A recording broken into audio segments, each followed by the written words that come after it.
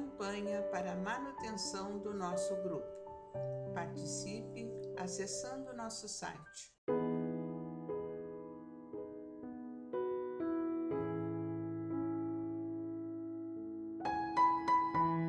Olá, irmãos, saudações fraternas a todos, em especial aos nossos amigos, aos nossos irmãos, companheiros que estão conosco neste canal do YouTube, nos acompanhando nas reflexões diárias, através deste canal do nosso grupo espírita Francisco Xavier.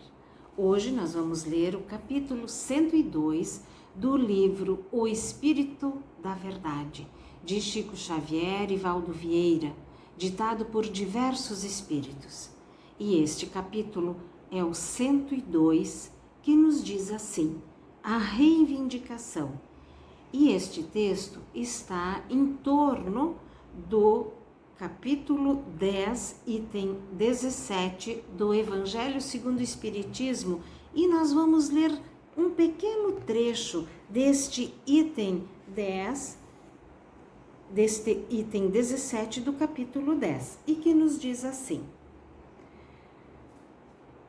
sejam indulgentes para com as faltas alheias.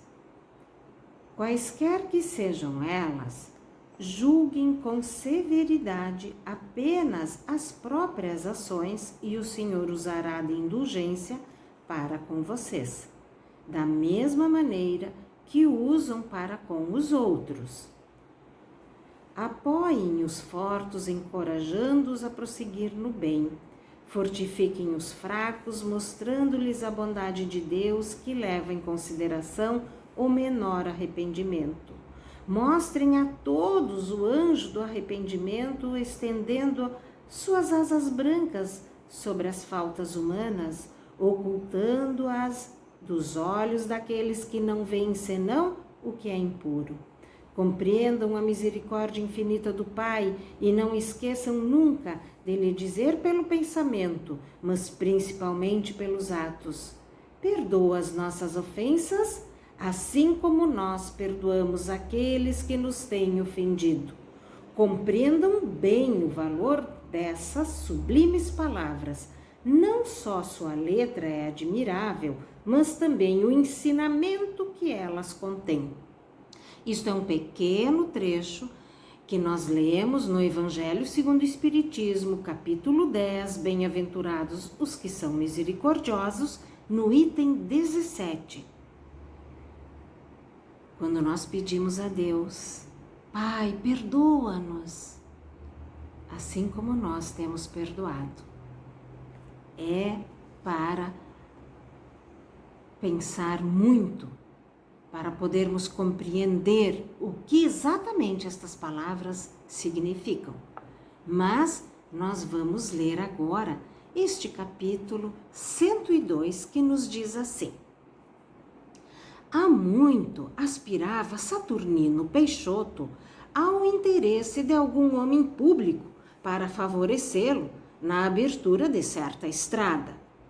Para isso, conversou, estudou, argumentou. Concluiu, por fim, que a pessoa indicada seria o deputado Otaviano, recém-eleito, homem ao qual se referiam todos, da melhor maneira, pela atenção e carinho com que se dedicava à solução dos problemas da extensa região que representava. Depois de ouvir o escrivão da cidade, Saturnino redigiu longa carta memorial, minudenciando a reivindicação, e ficou aguardando a resposta. Correram dias, semanas, meses, nenhum aviso. Revoltado, Saturnino começou a exprobar a conduta política do deputado, que nem sequer lhe respondera a carta. Sempre que se lembrava do assunto, criticava o político, censurando-o acremente, a envolver todos os homens públicos em condenação desabrida. Nada valiam ponderações da companheira Dona Estefânia, espírita convicta, que lhe pedia perdoar e esquecer. Transcorreram 3 anos, até que a solicitação caducou.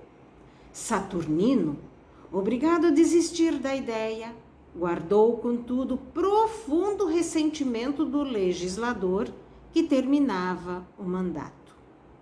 Certo dia, porém, revolvia os guardados de velha prateleira no escritório, quando encontrou, surpreendido, entre livros e papéis relegados à traça, o memorial que escrevera ao deputado dentro de envelope sobre cristado, selado e recoberto de pó. Saturnino se esquecera de enviar a carta.